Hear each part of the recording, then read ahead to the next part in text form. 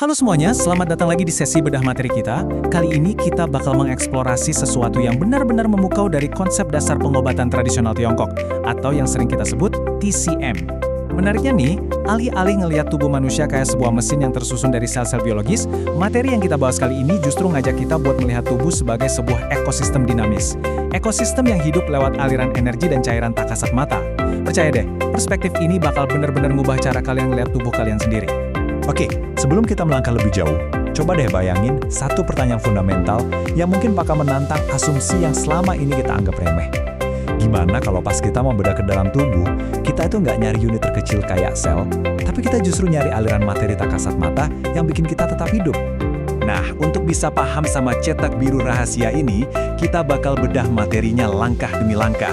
Kita mulai dari kacamata holistik TCM, terus menyelami apa itu energi vital Qi, lanjut ke cairan kehidupan, memetakan jaringan rute meridian di tubuh, dan akhirnya kita lihat gimana teori ini diaplikasikan buat diagnosis dan terapi. Kita masuk ke bagian pertama, kacamata holistik pengobatan tradisional Tiongkok.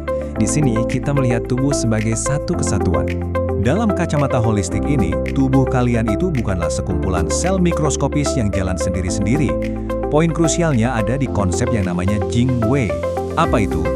Ini adalah zat-zat halus dan esensial pembentuk kehidupan. Bahan baku ini terus-menerus berinteraksi buat jaga semua aktivitas normal kita dan ngebangun bentuk fisik manusia. Jadi intinya, tubuh kita ini adalah hasil dari tarian tanpa henti antara energi, darah, dan cairan tubuh. Lanjut ke bagian 2, mengupas misteri energi vital Qi. Ini adalah zat paling dasar dari tubuh kita. Nah, buat benar-benar ngerti mesin kehidupan ini, kita harus mengupas zat yang paling fundamental dari semuanya, yaitu Qi. Pasti kalian udah sering dengar kata ini kan? Menurut teks kunonya, segala sesuatu di alam semesta, termasuk tubuh kita sendiri, itu adalah hasil dari pergerakan dan transformasi energi vital yang wujudnya mirip kayak gas ini. Qi itu nggak statis, dia terus bergerak dan jadi motor penggerak buat setiap organ fisiologis kita. Terus, dari mana sih Qi ini berasal? Ternyata tubuh kita itu ngumpulin Qi dari 3 sumber yang beda. Pertama, ada energi bawaan dari lahir yang diwarisin dari orang tua kita. Kedua, ada energi dari udara bersih yang ditarik oleh paru-paru pas kita napas. Dan yang ketiga, energi saripati yang diekstrak sama limpa dan lambung dari makanan dan minuman yang kita konsumsi tiap hari. Ketiga elemen inilah yang gabung jadi satu energi vital untuk ngejalanin tubuh kita. Yang bikin makin takjub, Qi ini punya 5 fungsi utama yang perumpamaannya tuh pas banget. Qi itu mendorong aktivitas tubuh, ibarat angin yang niup layar perahu. Dia menghangatkan tubuh kayak sumber pemanas internal. Terus dia mempertahankan kita dari penyakit luar layaknya perisai kekebalan. Dia juga memantapkan cairan, supaya darah atau keringat kita nggak bocor sembarangan. Dan terakhir, dia mentransformasi makanan jadi nutrisi lewat metabolisme. Lengkap banget kan? Dari fungsi-fungsi tadi, Qi dibagi lagi jadi 4 jenis yang lebih spesifik. Ada Yuan Qi, ini energi dasar yang asalnya dari ginjal buat dorong tubuh kembang kita. Lalu ada Zong Qi, yang kumpul di dada buat ngatur napas sama ritme jantung. Terus ada Ying Qi, yang ngalir bareng darah buat ngasih nutrisi. Dan terakhir, Wei Qi, si tameng pelindung di luar pembuluh darah yang ngatur pori-pori dan nangkal penyakit dari luar. Bener-bener sistem pertahanan yang luar biasa. Oke, sekarang kita masuk ke bagian 3, Yue dan Jinya, atau cairan kehidupan. Kalau mesin energinya udah nyala pakai Qi, tubuh otomatis butuh cairan pelumas dan nutrisi biar nggak gampang aus dong. Disinilah peran Shui. Walaupun kita sering nerjemahin Shui ini sebagai darah, TCM itu ngelihatnya beda banget dari medis barat. Medis barat kan ngelihat darah sebagai kumpulan sel mikroskopis. Nah, kalau TCM nggak gitu. Mereka ngelihat Shui ini sebagai satu cairan utuh yang holistik. Tugasnya ngasih nutrisi mendalam buat kerawat organ, otot, sampai rambut kita.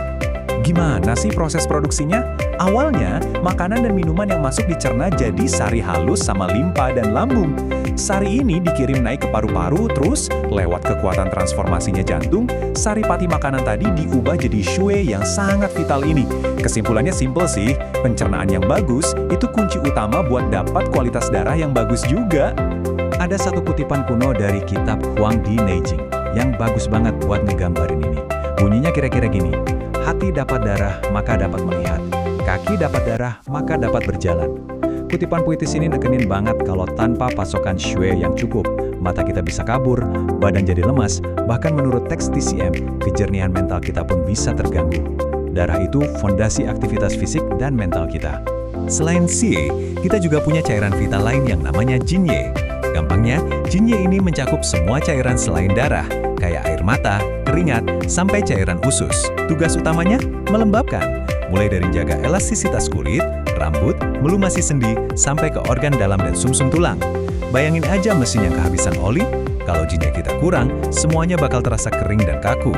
Kita lanjut ke bagian 4, Jingluo atau jaringan rute meridian tubuh. Ibaratnya, bahan bakunya udah siap semua nih. Ada Qi, She, sama Jinye. Tapi, mereka butuh jalan tol biar bisa keliling ke seluruh penjuru tubuh. Nah, sistem jalan tol inilah yang disebut Jingluo, alias meridian.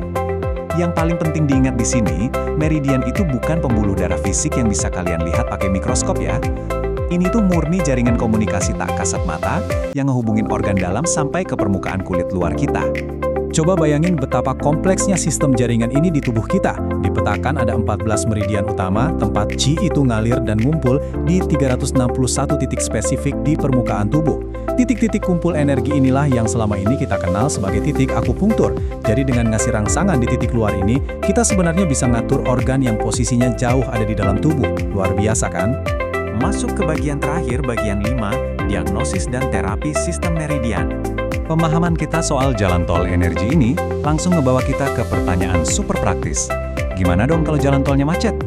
Karena meridian ini menghubungkan bagian luar dan dalam tubuh. Patogen luar kayak angin atau dingin itu bisa numpang masuk lewat meridian buat nyerang organ kita. Sebaliknya, kalau ada organ dalam yang lagi bermasalah, sinyal SOS-nya bakal muncul ke permukaan kulit tepat di sepanjang garis meridian organ tersebut. Biar makin kebayang, kita ambil contoh sakit kepala. Praktisi TCM gak bakal sekedar ngasih obat pusing gitu aja. Mereka bakal melacak dengan presisi di mana letak sakitnya.